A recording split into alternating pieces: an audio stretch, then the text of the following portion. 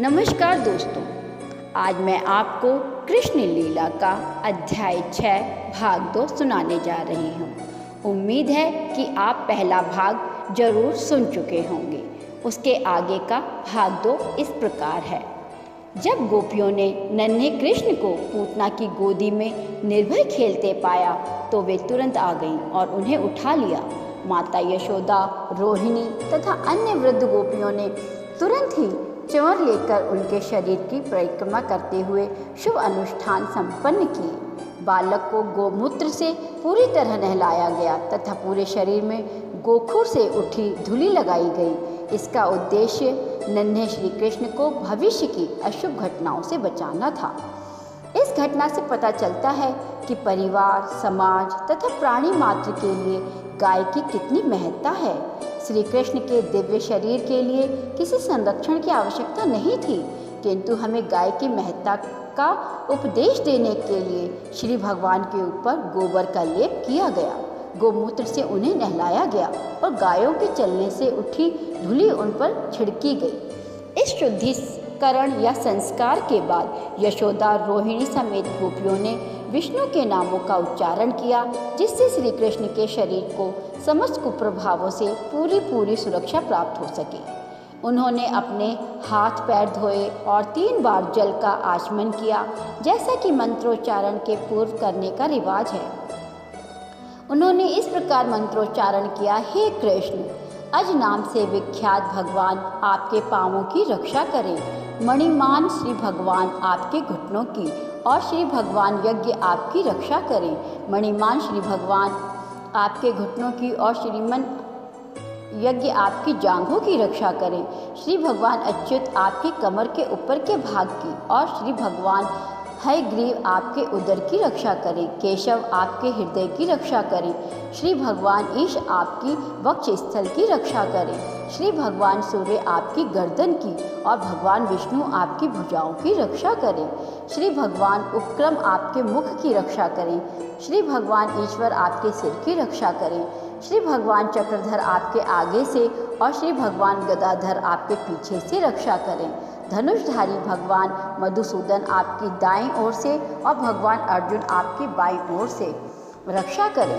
भगवान अरुगाय अपने शंख से आपकी सभी ओर से रक्षा करें। भगवान उपेंद्र आपकी ऊपर से रक्षा करें। भगवान तार्क्ष पृथ्वी पर आपकी रक्षा करें। भगवान हलधर आपकी चारों ओरों से रक्षा करें।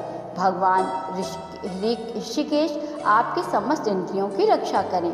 भगवान श्री नारायण आपके श्वास और श्वेत द्वीप के समीप नारायण आपके हृदय की और जोगेश्वर मन की रक्षा करें।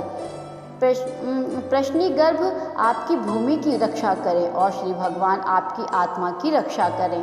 आपके खेलते समय भगवान गोविंद आपकी चारों दिशाओं से रक्षा करें और जब आप सो रहे हों तो भगवान माधव आपकी सारे संकटों से रक्षा करें। जब आप चल फिर रहे हों तो वैकुंठ के स्वामी आपको नीचे गिरने से बचाएं। जब आप बैठे हों तो भगवान श्री नारायण आपको सारी सुरक्षा प्रदान करें और जब आप खा रहे हों तो समस्त यज्ञों के स्वामी आपकी सभी प्रकार से रक्षा करें।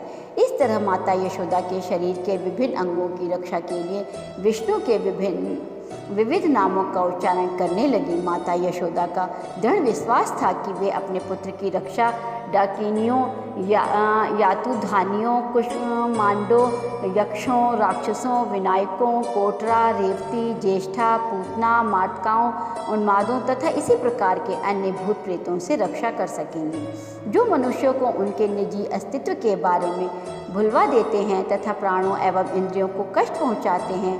ये कभी कभी स्वप्न में आते हैं और उन्हें उत्पात मचाते हैं, तो कभी ये वृद्धा स्त्रियों के रूप में प्रकट होकर नन्हे मुन्ने बालकों का रक्त चूसकर, किंतु जहाँ भगवान नाम का कीर्तन होता रहता है वहाँ ये भूत प्रेत ठहर नहीं पाते।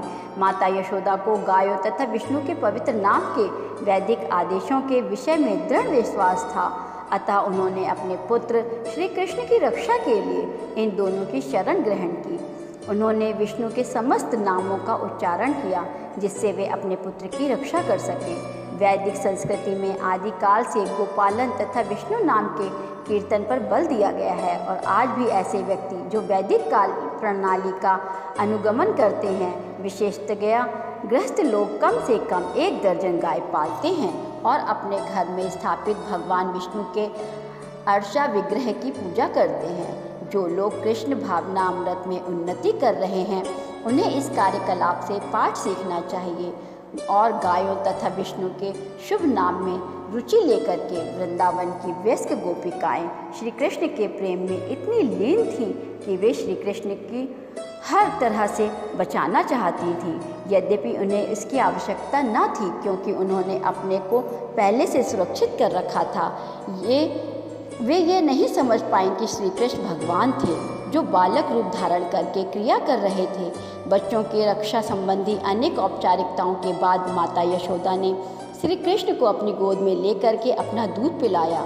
जब बालक की विष्णु मंत्र से रक्षा कर ली गई तो माता यशोदा को लगा कि वह सुरक्षित हैं। इसी बीच सारे ग्वाले जो कर जमा करने मथुरा गए थे लौट करके आ गए तो वे सब पूतना के विशाल मृत शरीर को देख करके स्तंभित रह गए। नंद महाराज को वासुदेव की भविष्यवाणी स्मृत हो आई और उन्हें इस ऋषि तथा योगी मानने लगे, अन्यथा वे ये कैसे बता पा सकते थे कि वृंदावन से उनकी अनुपस्थिति की अवधि में कोई घटना होने वाली है। इसके बाद ब्रज के समस्त वासियों ने पूतना के विशाल शरीर के खंड खंड कर डाले और उसे जलाने के उद्देश्य से लकड़ी की चिता बना डाली। जब पूतना के शरीर के अंग जल रहे थे तो अग्नि से उठे धुएं से अगुरु की सुगंध छा रही थी। यह सुगंध श्री कृष्ण द्वारा वध किए जाने के कारण था। इसका अर्थ यह हुआ कि असुरनी पूतना के सारे पाप धुल गए थे और उस स्वर्गिक शरीर प्राप्त हो गया था।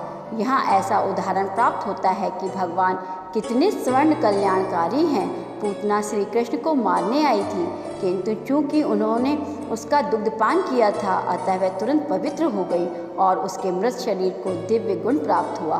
उसका एकमात्र कार्य छोटे छोटे बालकों को मारना था। उसे केवल रक्त प्रिय था किंतु श्री कृष्ण के प्रति द्वेष रखते हुए भी उसे मोक्ष प्राप्त हुआ क्योंकि उसने श्री कृष्ण को अपना दूध पिलाया था। अतः उन लोगों के विषय में क्या कहा जाए जो माता के रूप में श्री कृष्ण को अत्यंत प्रिय हैं और ये जो अत्यंत प्रेम पूर्वक सदा उनकी सेवा करती हैं, जो हर जीव के परमात्मा हैं और पूर्ण पुरुषोत्तम भगवान हैं। इससे यह निष्कर्ष निकला कि भगवान की सेवा में लगाई गई अल्प शक्ति भी अपार दिव्य लाभ प्रदान करने वाली है। इसकी व्याख्या श्रीमद् भागवत गीता में की गई है। स्वल्पमयस्य धर्मस्य त्रायते महतो भयात्। कृष्ण चेतना में की गई भक्ति इतनी दिव्य है कि जाने अनजाने श्री कृष्ण की थोड़ी सी भी सेवा से बड़ा लाभ प्राप्त होता है। किसी वृक्ष के पुष्प अर्पित करके श्री कृष्ण की पूजा करना भी उस जीवात्मा के लिए लाभप्रद है जो वृक्ष के अस्तित्व तक सीमित है। जब श्री कृष्ण को फूल और फल अर्पित किए जाते हैं जो अप्रत्यक्ष रूप से उस वृक्ष को भी लाभ पहुंचाता है जिसमें वे फूल फल लगे थे। अतः अर्चना विधि हर एक के लिए लाभप्रद है। श्री कृष्ण ब्रह्मा तथा शिव जैसे महान देवों द्वारा पूज्य हैं और पूतना इतनी भाग्यशाली थी कि वही श्री कृष्ण बालक रूप में उसकी गोदी में खेले। श्री कृष्ण के वे ही चरण कमल जो ऋषियों तथा भक्तों द्वारा आराध्य हैं पूतना के शरीर पर पड़े। लोग श्री कृष्ण की पूजा करके भोजन की भेंट चढ़ाते हैं किंतु उन्होंने तो पूतना के शरीर से स्वतः दुग्धपान किया। इसीलिए भक्तगण प्रार्थना करते हैं कि यदि पूतना जैसी शत्रुणी केवल दूध पिला करके इतना लाभ प्राप्त कर सकती है तो फिर प्रेम तथा स्नेह से श्री कृष्ण की पूजा से प्राप्त होने वाले लाभ का अनुमान भला कौन लगा सकता है। अतः मनुष्य को चाहिए कि केवल श्री कृष्ण की ही पूजा करें जिससे कई लाभ प्राप्त होते हैं। यद्यपि पूतना दुष्ट आत्मा थी किंतु उसे भगवान की माता के समान उच्च पद प्राप्त हुआ। अतः यह स्पष्ट है कि गायें तथा वयस्क गोपियाँ भी जो श्री कृष्ण को दूध देती थीं दिव्य पद को प्राप्त हुई। श्री कृष्ण किसी को भी कुछ भी मुक्ति से लेकर के कोई भी कल्पनीय भौतिक वस्तु दे सकते हैं। अतः पूतना के मोक्ष में कोई संदेह नहीं है कि जिसके शरीर से श्री कृष्ण ने दुग्धपान किया और उन गोपिकाओं के मोक्ष के संबंध में क्या संदेह हो सकता है जिन्हें श्री कृष्ण इतने प्रिय थे। निसंदेह जिन समस्त गोपियों तथा ग्वालों एवं गायों से वृंदावन में अत्यंत प्रेम तथा स्नेह से श्री कृष्ण की सेवा की, वे सब इस भौतिक संसार की दयनीय दशा से मुक्त हो गए। जब समस्त वृंदावन वासियों की नाकों में पूतना के जलने से उत्पन्न धुएं की सुगंधी गई तो वे एक दूसरे से पूछने लगे, ये सुगंधी कहाँ से आ रही है। और बातचीत के दौरान ही उन्हें यह ज्ञात हुआ कि यह सुगंध पूतना के जलने से उठे धुएं की है। श्री कृष्ण उन्हें प्राणों से प्रिय थे और जैसे ही उन्होंने सुना कि श्री कृष्ण द्वारा पूतना का वध हुआ है, तब सबों ने प्रेमवश उस बालक को आशीष दिया। पूतना के जल जाने के पश्चात नंद महाराज घर आए और तुरंत ही बच्चे को गोद में उठा करके उसका सिर चूमा। इस प्रकार वे परम संतुष्ट हुए कि उनका नन्हा सा बालक इस महान विपदा से बच गया। श्री सुखदेव गोस्वामी उन समस्त व्यक्तियों को आशीर्वाद देते हैं जो श्री कृष्ण द्वारा पूतना वध के इस वृत्तांत को सुनते हैं, क्योंकि उन्हें निश्चय ही श्री गोविंद के वरदान की प्राप्ति होगी। इस प्रकार लीला पुरुषोत्तम भगवान श्री कृष्ण के अंतर्गत पूतना वध नामक 6वें अध्याय के भक्ति वेदांत तात्पर्य पूर्ण हुआ। जय श्री कृष्ण। राधे राधे।